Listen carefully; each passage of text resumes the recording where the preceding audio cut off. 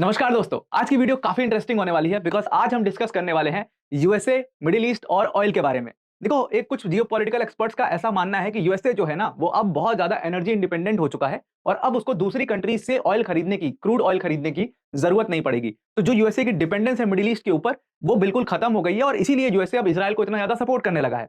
तो अब आज हम इस वीडियो के अंदर में यही करने वाले हैं। हम इस पूरे सिनेरियो को एनालाइज करने वाले हैं कि क्या सच में यूएसए एनर्जी इंडिपेंडेंट हो गया है, अगर हो गया है तो कैसे हो गया है, अगर नहीं हुआ है तो लोग ऐसा क्यों क्लेम करते हैं कि यूएसए एनर्जी इंडिपेंडेंट हो जाएगा। ये सारे सवाल के जवाब आपको इस वीडियो के अंदर में मिलेंगे। और वीडियो स्टार्ट करने से पहले मैं चाहता हूं आपका ओपिनियन। इस पूरे वीडियो को देखने से पहले अभी इसी पॉइंट पर आप कमेंट में जाकर के फटाफट से लिखो कि क्या आपको लगता है कि यूएसए एनर्जी इंडिपेंडेंट हो चुका है या एनर्जी इंडिपेंडेंट कभी बन भी पाएगा क्या यूएसए। इसका जरूर से आप जवाब देना मेरे कमेंट बॉक्स में, और मैं एक एक कमेंट पढ़ता हूं, तो प्लीज आप कमेंट बॉक्स में अपना जो भी रिप्लाई हुआ करिए वो दिया करिए। तबियत खराब होने की वजह से पिछले वाले वीडियो में मैं बहुत ज्यादा रिप्लाई नहीं कर पाया था, but I will try my best कि मैं इस वीडियो में आपको एक-एक कमेंट का रिप्लाई करूं। चलिए नाउ वीडियो स्टार्ट करते हैं। स्टार्ट करने से पहले एक बहुत बड़ी अनाउंसमेंट है DI सब टीम की तरफ से, दैट हमने अपना व्हाट्सएप चैनल लॉन्च करा है और इस व्हाट्सएप चैनल की लिंक जो है वो हमने अपने वीडियो के डिस्क्रिप्शन बॉक्स में दे दी है। जब आप इस लिंक पर क्लिक करोगे तो कुछ ऐसा इंटरफेस दिखाई देगा आपको। ऊपर जो ये फॉलो का बटन है, इस पर आप जरूर से क्लिक कर लीजिएगा, तो आप इस चैनल पर ज्वाइन हो जाएंगे और उसके साथ-साथ ये बेल का आइकॉन दबा दीजिएगा तो आपको नोटिफिकेशन भी आ जाएगी तुरंत। इस चैनल के पे हम जितनी भी एग्जाम रिलेटेड फ्री पीडीएफ्स होती हैं वो हम डाला करते हैं, प्लस उसके साथ-साथ जो हमारी इंफॉर्मेटिव वीडियोस की लिंक होती है वो भी हम यहाँ पर पोस्ट किया करते हैं। तो आप इस चैनल को जरूर से जरूर फॉलो कर लीजिएगा, आपके लिए फायदेमंद होगा। Now let's start our video. देखो, यूएसए की जब हम बात करते हैं ऑयल के बारे में, तो हमको पता है दैट यूएसए में बहुत बड़े-बड़े ऑयल रिजर्व्स हैं। मैंने पहले भी बहुत बार आपको बताया है कि टेक्सास और पेंसिल्वेनिया में दोनों जगह पर ये ऑयल रिजर्व्स जो हैं वो यूएसए के मिलते हैं। अच्छा, यूएसए को ना सबसे पहले ऑयल की डिस्कवरी भी यूएसए के अंदर में हुई थी। आपको पता होगा दैट 1893 में पहली बार पेंसिल्वेनिया में ऑयल मिला था और इसीलिए आप देखोगे कि जितनी भी बड़ी कंपनीज हैं जो ऑयल का एक्सप्लोरेशन आज सारी दुनिया में घूम-घूम के कर रही हैं, वो सब मोस्टली यूएसए और ब्रिटिश कंपनीज हैं। यूएसए की सबसे फेमस कंपनी है ऑयल एक्सप्लोरेशन के लिए एक्सॉन मोबिल। उसके साथ-साथ शेवरॉन, ये सारी कंपनीज आप देखोगे मिडिल ईस्ट में काफी एक्टिव हैं और वहां पे बहुत बड़ी मात्रा में ऑयल एक्सप्लोरेशन कर रही हैं। अब आपके पास सवाल आएगा कि जब यूएस के अंदर ही तेल है, तो यहीं पर क्यों नहीं एक्सप्लोरेशन कर लेती हैं ये कंपनीज? ये बाहर क्यों जाती हैं अपना ऑयल निकालने? और यूएस को क्या जरूरत, जब इनके यहाँ खुद ही इतना ज्यादा तेल है, तो इनको क्या जरूरत है मिडिल ईस्ट से तेल मंगवाने की? अब आगे आपको ये सारे सवाल का जवाब मिलेगा। अभी बस इतना समझो कि ये कंपनीज यहाँ पर जो ऑयल डिगिंग करती हैं या ऑयल एक्सप्लोरेशन करती हैं, उसमें बहुत ज्यादा खर्चा लगता है इनको, क्योंकि यूएस की जो टेरेन है वो बहुत हार्ड पैक्ड है, तो वहां पर डिगिंग बहुत डीप करनी पड़ती है, ऑयल बहुत नीचे मिलता है, तो ये सारी समस्याएं हैं। वहीं मिडिल ईस्ट में आप देखोगे कि मिडिल ईस्ट में ऑयल मिलना ईजी है क्योंकि वो लूजली पैक्ड है और वहां पे ज्यादा डिगिंग नहीं करनी पड़ती। वर्टिकल डिगिंग ये लोग करके ऑयल इनको मिल जाता है, वर्टिकल डिगिंग में पैसा भी कम लगता है। तो ये सारी चीजों की वजह से ये लोग मिडिल ईस्ट में ऑयल एक्सप्लोर करते हैं और फिर वहां से इंपोर्ट करवा लेते हैं यूएसए के अंदर में। और इसीलिए यूएसए का हमेशा से फंडा ये रहा है कि यार एक काम करेंगे, हम सारे ऑयल्स को मिडिल ईस्ट से मंगा लेंगे क्योंकि वो हमें सस्ता पड़ रहा है, वहां पे एक्सप्लोरेशन कॉस्ट भी सस्ता पड़ रहा है और हम ध्यान देंगे न्यूक्लियर रिएक्टर्स पर अपने और अपने टेक पे। तो टेक्नोलॉजी और न्यूक्लियर रिएक्टर्स और डेवलपमेंट पे ये लोग ज्यादा ध्यान देते हैं। अब देखो, इसकी वजह से प्रॉब्लम क्या हुई? अब इसकी वजह से प्रॉब्लम क्या हुई कि ये लोग बहुत ज्यादा जब मिडिल ईस्ट पे डिपेंड हो गए, इनकी कंट्री को एनर्जी हंग्री कंट्री है, बहुत ज्यादा एनर्जी चाहिए, तो इनकी एनर्जी डिमांड भी बढ़ती गई और ये उतना ज्यादा इंपोर्ट कराते गए और बहुत ज्यादा डिपेंडेंट हो गए। अब उस डिपेंडेंस की वजह से क्या हुआ, middle east highly disturbed area है, तो वहां पे कुछ ना कुछ डिस्टर्बेंस बनी रहती है। जैसे अभी रेड सी में चल रहा है डिस्टर्बेंस, इजराइल में चल रहा है, उधर रशिया का डिस्टर्बेंस चल रहा है यूक्रेन में। तो इतने डिस्टर्बेंस की वजह से क्या होता है कि इनके यहाँ पे प्राइसेस पे इफेक्ट पड़ जाता है और ये प्राइसेस जो ऑयल की है वो डायरेक्ट लोगों पर इफेक्ट डालती है, लोग के जेब से पैसा जाता है और ये जो प्राइसेस हैं ये लोगों की जेब से जाता है डायरेक्ट पैसा, तो लोगों को फील भी होता है। अब जैसे कैसे इंडिया में 100 रुपए तेल बिकने लगा तो सब लोग एकदम परेशान हो गए थे, तो ठीक उसी तरीके से वहां भी जनता रिएक्ट करती है गवर्नमेंट के खिलाफ कि आप क्या कर रहे हो, तेल इतना महंगा मिल रहा है और ये सारी चीजें। तो ये इतने ज्यादा वहां पर डिपेंडेंट हो गए और इसकी वजह से इनका बजट जो है डिफेंस का वो बढ़ गया, तो इनको बात बराबर ही पड़ गई क्योंकि ये हर जगह पर वॉर में इन्वॉल्व हो जाते थे। इजराइल में वॉर में इन्वॉल्व हो गए और कहीं पे वॉर में इन्वॉल्व हो गए और कहीं पे वॉर में इन्वॉल्व हो गए, तो ये सारी चीजें होने लगी। अगर आप हिस्ट्री में जाओगे तो आपको पता होगा कि 1973 में घटना हुई थी जिसको यॉम किपर वॉर कहते हैं। Yom Kippur war basically Israel, Syria and Egypt के बीच में हो गया था। अब इस वॉर के अंदर में यूएसए को इन्वॉल्व होना पड़ा था और यूएसए ने इजराइल को सपोर्ट कर दिया था और 2.2 बिलियन डॉलर्स भी दिए थे इजराइल को। अब यहाँ पर ये हिपोक्रेसी नहीं चलेगी, ये कहा मिडिल ईस्ट ने। मिडिल ईस्ट ने कहा कि यार तुम तेल हमसे खरीदो, क्रूड ऑयल हमसे खरीदो, तुम्हारी कंपनी जा करके हमारे यहाँ एक्सप्लोरेशन करें और सपोर्ट इजराइल को करो, ऐसा तो नहीं चल पाएगा भाई। टाटा बाय बाय कर दिया। तो उन्होंने क्या किया, पूरे मिडिल ईस्ट नेशन से, अरब नेशन से मिलकर के 1973 का एम्बार्गो लगा दिया, ऑयल एम्बार्गो कहते हैं। और इसकी वजह से यूएस के अंदर में बहुत भीषण प्रॉब्लम हुई थी। अब जब इन्होंने ऑयल का प्रोडक्शन बंद कर दिया, एकदम से कम कर दिया, तो प्राइस बहुत तेजी से ऊपर गए और वहां पर पूरे पूरे पेट्रोल स्टेशन आपने देखा होगा, वो 1973 की एक फोटो बहुत फेमस है कि पेट्रोल स्टेशन बंद हो गए हैं, नो फ्यूल लिख करके वो लोग लगा देते हैं बोर्ड्स। तो वो इसी 1973 ऑयल एम्बार्गो की वजह से लगाए थे। तो पहली बार जब वहां पर डिस्टर्बेंस आई यूएस के अंदर में, तो इनको रियलाइज हुआ ऑलमोस्ट 100 साल बाद कि यार हमने तो गलती कर दी, बहुत ज्यादा डिपेंडेंसी अपनी बना करके मिडिल ईस्ट के ऊपर, क्योंकि ये हाईली डिस्टर्ब्ड एरिया हमेशा डिस्टर्ब रहता है और यहाँ पर जनता हमसे मांगती है, अब हम कहाँ से तेल लाएं। तो ये प्रॉब्लम हुई। उस समय प्रेसिडेंट थे रिचर्ड निक्सन। तो रिचर्ड निक्सन ने कहा कि इसको हम ठीक करेंगे और तब पहली बार इन लोगों ने एनर्जी इंडिपेंडेंस के बारे में सोचा। इन्होंने कहा कि हम अपने क्रूड ऑयल के लिए क्यों किसी पे डिपेंडेंट हो, हम एक काम करते हैं, हम कुछ मेजर चेंजेस करेंगे अपनी जनता के लिए, जहां पर हम बहुत सारे न्यूक्लियर रिएक्टर्स पे फोकस करेंगे और उसके साथ साथ हम क्या करेंगे, हम अपने एनर्जी सोर्स पे जो हम ऑयल पे डिपेंडेंट है इतना ज्यादा, उसको स्विच कर देंगे कोल के ऊपर। अच्छा जी, और उसके साथ साथ हम ये करेंगे कि जो हमारी रोड्स है सब पे एक लिमिट लगा देंगे कि आप 55 माइल पर आवर से ऊपर अपनी गाड़ी की स्पीडिंग नहीं करो, ताकि आपकी गाड़ी कम फ्यूल खाए, कम एमिशन हो, ये सारी चीजों को सोच करके। अच्छा, इतनी स्ट्रॉन्ग स्ट्रॉन्ग पॉइंट्स इन्होंने बना दिए और कहे कि हम पब्लिक ट्रांसपोर्ट को बढ़ावा देंगे और तमाम चीजें बहुत ज्यादा करेंगे, ये सब करेंगे। ये सारे प्लान तो बना दिए रिचर्ड निक्सन ने, लेकिन ये इंप्लीमेंट ही नहीं हो पाया, पॉसिबल ही नहीं है ना। मतलब 55 miles per hour it is not possible. आज इंडिया में अच्छी रोड्स बन गई हैं तो आपको पता है लोग 60-70 पे नॉर्मली गाड़ी चलाते हैं यार। 70-80 स्पीड मतलब नॉर्मल है लोगों के, और इसीलिए चालान भी कट जाते हैं।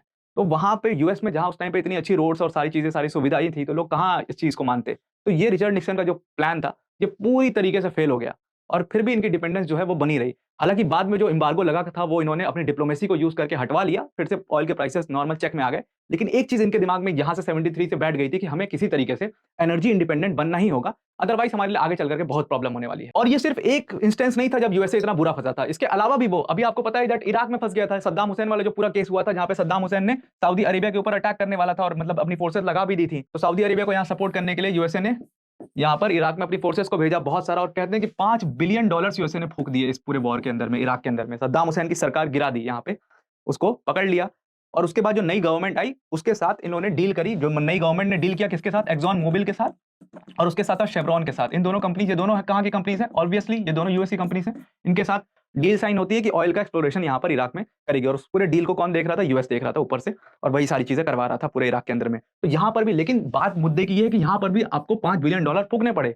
तो यहाँ की जनता जो है वो यूएस की काफी नाराज रहती है इस बात से, गवर्नमेंट से, कि यार तुम्हारा क्यों पढ़ना, क्यों तुम दादा हो पूरे मोहल्ले के, तुम्हें हर जगह जाना है और दोनों बीच में निपटारा कराना है, तुम क्यों जाते हो? तुम अपना पैसा क्यों फूकते हो? तुम्हारे सोल्जर्स क्यों मारे जाते हैं दूसरी कंट्रीज में? तुम्हारी खुद की तो लड़ाई है नहीं, ट्रेड रिलेशन रखो ना, जैसे बाकी कंट्रीज रखती हैं, सिर्फ ट्रेड टू ट्रेड, जहाँ पे ऑयल खरीदी, पैसा दिया, बात खत्म। तो आपका ऐसा ट्रेड क्यों नहीं है? अब इसको समझना आप यूएस की प्रॉब्लम क्या है। तो अब इन सारी घटनाओं के बाद जो है वो यूएस ने अपने आप को धीरे धीरे स्विच करना शुरू किया एनर्जी इंडिपेंडेंस की तरफ। कैसे स्विच किया उसके कुछ डेटा फैक्ट्स देख के समझते हैं। देखो 2005 में जो है यूएस कितना ऑयल कंज्यूम करता था? 44% मोर देन प्रोडक्शन। यानी कि प्रोडक्शन से ज्यादा जब आपकी कंजम्पशन हो तो ये बहुत चिंता वाली बात है। तभी आपको ऑयल बाहर की कंट्री से इंपोर्ट कराना पड़ेगा। यूएस में खुद ऑयल होता है, एक्सप्लोरेशन भी होता है उसका, लेकिन फिर भी आपको ऑयल बाहर से इंपोर्ट कराना पड़ रहा है। ये बहुत चिंता की बात है, वही 44% ज्यादा। लेकिन ये 2005 का डेटा, और जैसे आप 2022 का डेटा देखते हो, यहां पर आपको दिखता है कि 2.5% इनकी प्रोडक्शन ज्यादा है कंजम्पशन से। बल्कि इसके आगे और आप चीज देखते हो 2022 में, बड़ी इंटरेस्टिंग चीज कि इन्होंने जितना प्रोड्यूस किया है उससे ज्यादा एक्सपोर्ट किया है। अब ये बहुत बड़ी समस्या है। इन्होंने यहां पर प्रोडक्शन तो अपना बढ़ा लिया 2022 में 2.5% ज्यादा कंजम्पशन से, लेकिन यहां पर समस्या क्या है कि इन्होंने एक्सपोर्ट इनको ज्यादा करना पड़ा प्रोडक्शन से ज्यादा एक्सपोर्ट कैसे कर पाएंगे? क्योंकि इनके पास रिजर्व्स है ना, मैंने बताया था टेक्सास और पेंसिल्वेनिया में, और भी कई जगह पे है रिजर्व्स इनके, जहां से ये ऑयल एक्सपोर्ट। लेकिन ये एक्सपोर्ट कर किसको रहे हैं? ये तेल भेज कहां पे रहे हैं?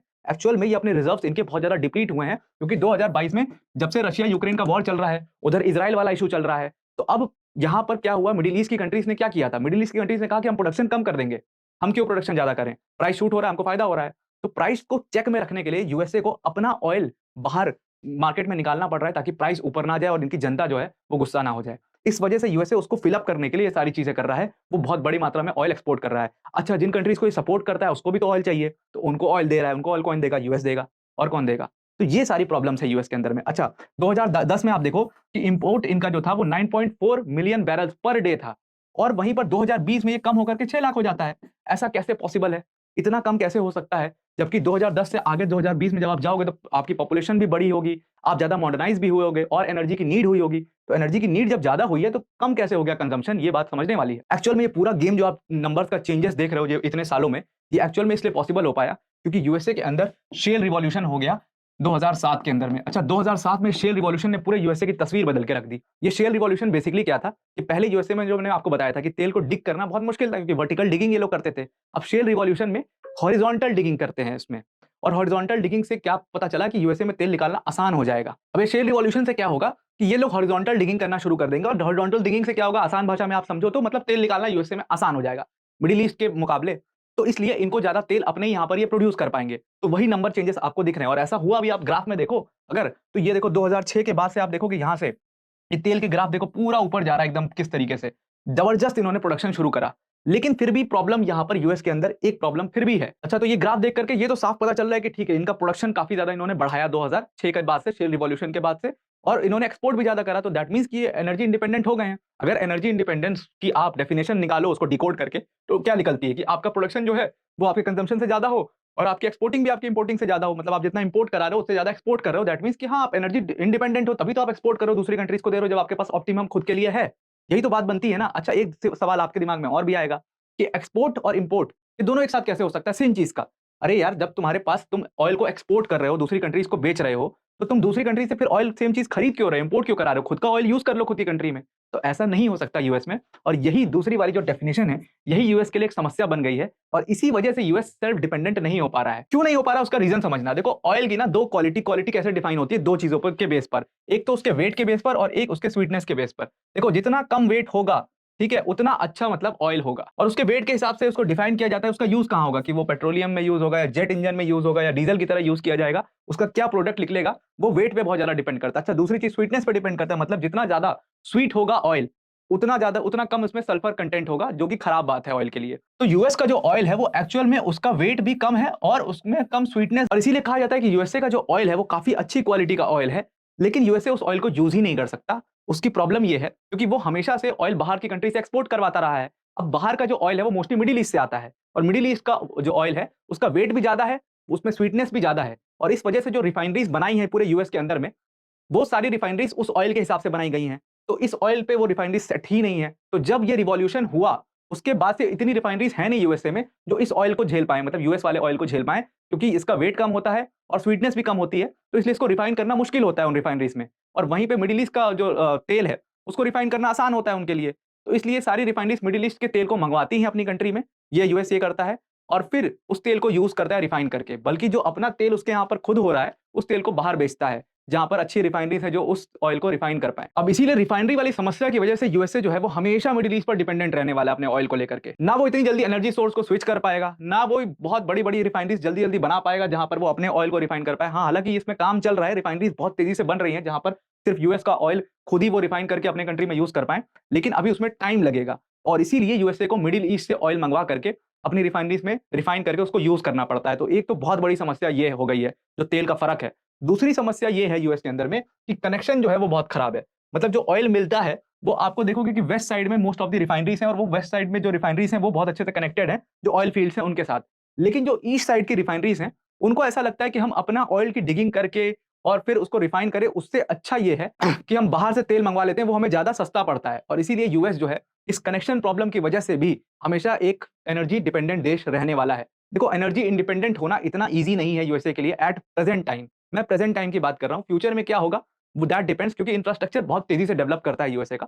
तो मे भी हो सकता है कि वो बहुत तेजी से रिफाइनरी बना लें और शेल रिवॉल्यूशन को अपने पॉजिटिव में यूज कर पाएं। देखो, शेल रिवॉल्यूशन से उन्होंने अपनी प्रोडक्शन तो बढ़ा ली है, इसकी वजह से उनके रिजर्व में काफी ऑयल है, और उन्होंने 1 साल तक अभी जो पूरा गैप फिल हुआ था वो यूएस ऑयल से ही गैप फिल हुआ है।